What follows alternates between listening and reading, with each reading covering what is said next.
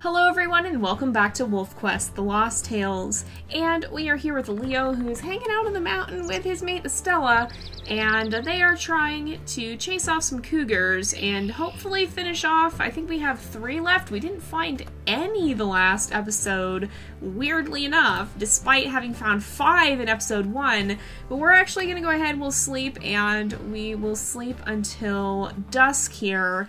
And see if we find any more at dusk. Perhaps that'll make a difference, I don't know. But we're going to just kind of wander around the mountain a little bit more and see if we can find them. And if we get to 10, then, well, we're hoping to get to 10 so that we have the chance to get a perk, or an additional perk, that is. And I'll be letting you guys vote on what that should be if we make it all the way to 10. If not, the perk options won't be as good.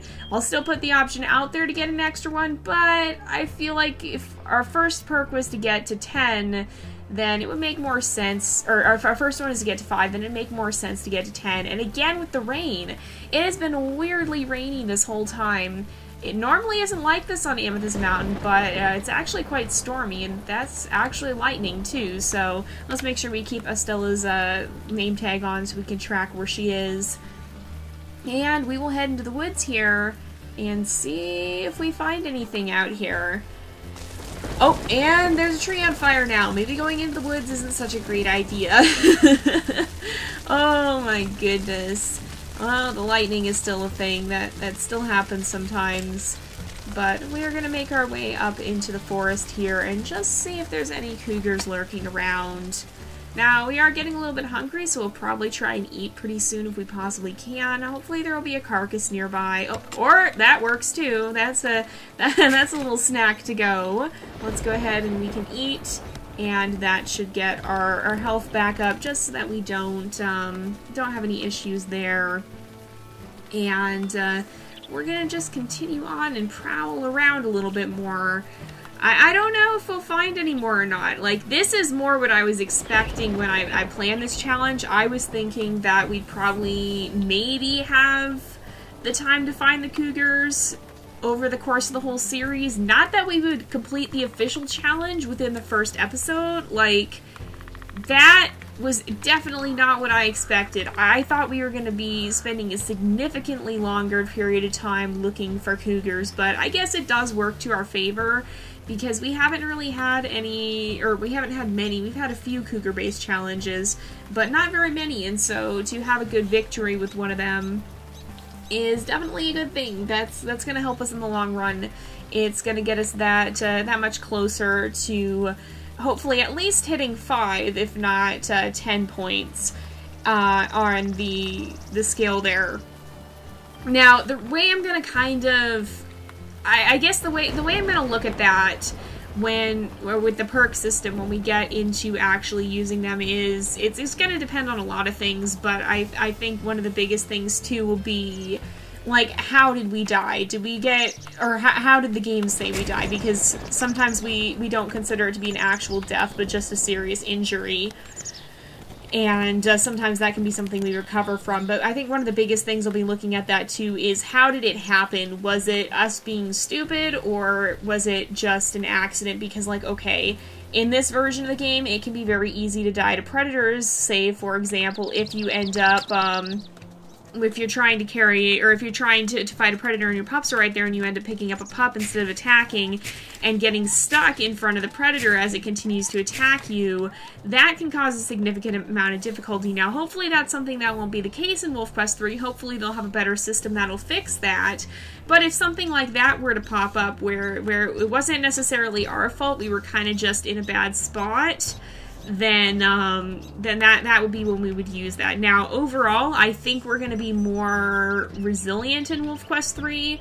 They've talked about how the health scaling is going to be different, and so hopefully that means that it'll be harder to die just on accident by doing one wrong thing, by making one stupid mistake. But we don't know for sure. I mean, it's just gonna be a matter of one of those things where we have to keep playing around with the game to figure out how that's going to all work. And so we may not know how easy or difficult it is to die stupidly until a little bit later on, but that's mostly what this is going to cover, is those times when we would have died just to something dumb. If it's something where we really made a series of mistakes, then I'm going to be judging it more harshly, and depending on where in an episode it occurs, I'll probably leave it up to a vote rather than it just being me.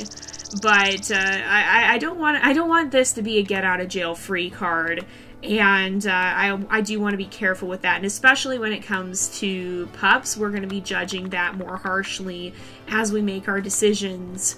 So what we're going to be doing is we'll kind of be figuring that out as we go and looking at each situation individually. I may use randomness for some of it, like I might do a dice roll, but I'm not positive if I want to do that very much or not. I'm not a big fan of random events, honestly. Sometimes they can be kind of fun, but especially when it comes to straight up dying, I'm not a big fan of that just being rolled randomly. It can add some interest to the story, but I found that more often than not it just adds some frustration, at least in my opinion. I know some people have pulled it off, but for me, I don't like that as much as a storytelling element. Random small events, yes, but large events, that's not such a great thing. At least in my opinion. But we do have some moose fighting over there, which is pretty cool to see. I like that this is in the game. I like these little bits of interaction that we do have. WolfQuest 2.7 definitely has a much more static system than the one they're introducing, but these little interactions here, the little things that they've added really are pretty neat to be able to see. Even if it's not a full-blown interaction system, it is nice to see stuff like the moose fighting from time to time. It's nice to be able to run across that. We don't actually need to run. We can go slowly. Going slowly does seem to help. That is something you guys suggested in regards to Ursa's challenge, which I don't know if that would have helped or not. If we have another bear challenge, we will try that. But that gives more time for the game to realize you're kind of sticking around in an area for a while, you're poking around in the same area for an extended period of time, and that can mean that more stuff will show up in that area. Now, down here, I think it's actually, where is it? There's an Easter egg down here in Fossil Forest. One of the achievement things. But yeah, over here, there is actually an achievement for this, I believe. Oh, it sparkles. Oh. I guess, I don't know why it sparkled. I guess that must happen just to kind of highlight where it is, so that you see it more. But that's kind of cool, that there is actually a skull up there, and I still hear the moose. But, yeah, if you're achievement hunting, that's where you can find one of those. Normally, well, I mean, at this point, I don't really call spoilers for 2.7 anymore at this point, because, like, it's been out for 3.5 years almost. And so I really don't, 3.5? I think it's 3.5, 3.25 or something like that. It's been out for a while. So I really don't say too much about spoilers anymore, just because it's been so long. But I mean, at this point, spoilers can be kind of a given. Anytime you're doing a playthrough, spoilers can be kind of a given, and I do try to avoid major ones, especially when something first comes out. Unless we're actually getting, or like, well, depending. I guess depending on what it is. Some spoilers, if I know there's a hidden Easter egg, sometimes I'll avoid it until you guys are bringing it up or whatnot. If I don't know there's a hidden Easter egg, then sometimes we stumble on it together, and that can be fun. But I try not to make it a tour of, here's where you can find all these secret things that it would be more fun to explore around for. There's plenty of people who make guides like that if you want to seek it out, but I don't want to make that the focus of my Let's Plays. And so if we run across secrets, then yay, that's fun. If not, then that's okay too. It kind of just happens as it happens. Now, we haven't really found any other cougars. Like, we found 5, and then we found 2, and then we found none. I don't quite get the logic of that, but apparently there's some to it. We got really, really lucky that first episode. That's entirely unprecedented, but we're kind of just going to keep moving now, I think, until either we find another one or we hit the end of the episode. I imagine at the end of this episode, these guys will head off to Slough Creek and get ready to have their pups there. They've been wandering around here on the mountain for some time, but I think they are starting to get ready to leave. And of course, we're not going to get to see them on that journey, but we can always imagine what their future may hold here. So let's go ahead and we'll try and take out this coyote. That shouldn't be too difficult, though. Normally the coyotes in this aren't that tough to kill. It'll be interesting to see how that changes with WolfQuest 3, though, because again, we talked about coyote AI and how that's gonna be changing a bit. I can't find any food now. Yay! We'll see if we can find maybe some hares or maybe a carcass will appear somewhere. maybe we'll have some food nearby that we didn't know about. Anyway, there's a lot of things that'll be interesting to see how it changes, and that's another thing that I did want to talk about. So whenever WolfQuest 3 releases and we start playing in it, all the challenges that we have for Lost Tales are immediately going to change, because the gameplay of WolfQuest 3 is going to be so significantly different that, like, okay, so a challenge, we have I think one wolf whose challenge is to kill 10 coyotes or something like that. Well, that's going to be a lot more difficult in WolfQuest 3 if we're talking about the coyotes getting significantly faster, so that's really hard for your wolf to catch up with them. That's going to be a much more difficult challenge in WolfQuest 3 than it would be in this game, where you can chase them down easily and a few bites will kill them. So that's something that's going to be very, very different. And so when WolfQuest 3 comes out, don't worry, we will be jumping in immediately. I do have plans for that. But it'll probably be a little bit before we start up with our actual challenges again. We'll kind of just experience the gameplay. We'll do maybe not a full season, but a short chapter at least in WolfQuest 3, and I do have plans for that. So do not worry. As soon as WolfQuest 3 releases, we will be playing it. But for the time being, we'll probably put Lost Tales on pause a little bit, just run around in a freeform way without a specific challenge, just to explore the gameplay. And then once we've kind of gotten to the point where we've explored pretty much everything there is, then we will start to do the challenges, and we'll explore more in depth once we've covered the basic gameplay and kind of gotten a feel for the game as a whole.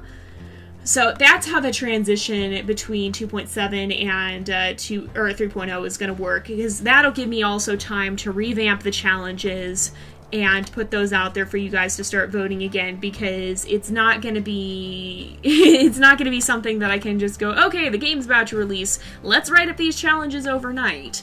It's going to take a little bit, and I mean, of course, we're going to have to vote on the new challenges, and so between all of that, there will be a little bit of a gap if otherwise, but I do have a way to avoid that, to make sure we get to play right off the bat. And I do have a wolf in mind for that. I think it'll be a wolf who's got a rather fun challenge, or a rather fun personality to jump right into the new game with. So keep your eyes out for that. Is that a bull moose? I think that is a bull moose up there. But still no cougars. Some of you guys said you managed to kill a cougar with a moose, and I know once the cougar is on the run, then yes, the prey animals will attack it, but we didn't seem to be able to get the bull elk to attack a cougar that wasn't running, so I don't know. You may have to chase them off somewhat first before they'll start being attacked by the herd. That, or it just didn't like it that it was eating from a carcass. It would rather not incite it if it didn't seem like it was going to be attacking. I don't know. If that opportunity ever arises again, then yeah, we'll try and do something with it, but it's kind of one of those once-in-a-blue moon things, so I don't know if or when we'll see it again. But it's raining again! It also rained like none of the first 2 episodes. Oh. Well, it rained for 3 seconds and then it stopped. It rained for like none of that, and then now it's been raining, or it rained in episode 2 actually. It didn't rain at all in the first one. It rained a lot in episode 2 and 3, and now it's raining a fair bit again in episode 4 here, which is kind of interesting. So I guess the weather, maybe that's a sign that these guys need to get a move on, because the weather is starting to change and get more wintry. Perhaps that rain will be turning to snow sooner rather than later, in which case they'd better head off to Slough Creek and get settled in over the winter time. Or I guess technically the game narrative says they spend the winter down in the Lamar Valley. At least that's what the pop-up will say when you get to Slough Creek, which the Lamar Valley is actually right down here. It's between this ridge and the one you can see in the skybox there, and that's something that'll actually be part of the game. That's part of the area that's getting added to the map, is some of the Lamar Valley. It's also a huge place for wolf watchers in Yellowstone. A lot of people will come out to the Lamar to look for them. And it's definitely a place where you can see them a fair bit of the time. There's another coyote. Okay, we're gonna chase this guy down if we can, and then continue on our search. So we might only chase off 2 cougars extra than what we needed to complete the first challenge. I don't know. I'm not sure that would merit another perk. You guys will have to decide that for yourselves. But we shall see. I'll leave that up to you, whatever the case may be. But I'm kind of getting skeptical that we're going to find any more cougars out here. I think we must have chased all of them off. Perhaps they got wind of Leo's ferocity and decided, nope, I want no part in that. I'm going to go somewhere else. Or perhaps they're all just moving out for the winter as well, finding somewhere to hunker down. Alright, here's another coyote. I do know sometimes cougars will show up in these woods, so that's kind of why I'm wandering through here. But again, I don't know. I don't know what the cougar spawn points are. Mostly the only ones I know are, there's 2 bear spawn points that I know of here, and 1 coyote spawn point. And that's something that'll be a little bit different too, I think, in WolfQuest 3, is I don't know. I don't think it's going to be the same sort of spawn points. Like, the new system is designed to have a more organic feel to it. So, for example, the elk aren't just going to spawn in the same spot. They're actually going to move dynamically around the map. And so it'll be interesting to see what the impact of that is on the gameplay as well. And how you probably won't be able to just, oh, go spawn a bear. It might be, I'm hoping it'll be a lot more organic, because for as convenient as these spawn points can be for our challenges, they're not the most realistic thing. I mean, sure, okay, maybe you've got a bear that just lives in this area. It makes sense to some degree, but it also does kind of break the immersion when you just have these animals showing up right in front of you when you see them spawn in. So I'm hoping that's something that will not be as much of an issue. I'm hoping it'll have a more natural feel where you tend to stumble across animals rather than them just appearing in your face like this bear just did. Oh, let's not get whacked. I would rather not die today. That's not how I want to finish Leo's challenge. Alright, whoa! Okay, let's not do that. Okay, he's gonna turn, whoa! Okay, that was a little scary. I didn't expect Stella to run like that. I thought she was gonna stay put, and then she moved, and the bear turned straight at me. I was counting on her to be the distraction, but I think it's probably actually about time for these guys to wrap up. Am I correct in hearing a moose down this way? There might be. I don't know, I heard one somewhere, but I don't know if that was just ambient noise or if there actually was one nearby. But we're going to have these guys head off towards the Slough Creek exit point here, and we're going to go ahead and end off this episode because it is about that time again. So Leo's story was an unexpectedly good success, but I don't know if we'll want to give him a special bonus beyond that, because he only did chase off 2 extra cougars. So I will leave that up to you, but it'll be your decision to decide if he should get a bonus perk or not. Whatever you guys think would be best. So we're gonna go ahead and wrap up this episode here for today, though, because it is about that time again. So thank you guys so much for watching. I hope you've enjoyed the episode. Don't forget to like and subscribe, and I will see you guys next time. But until then, this is Jay, over and out.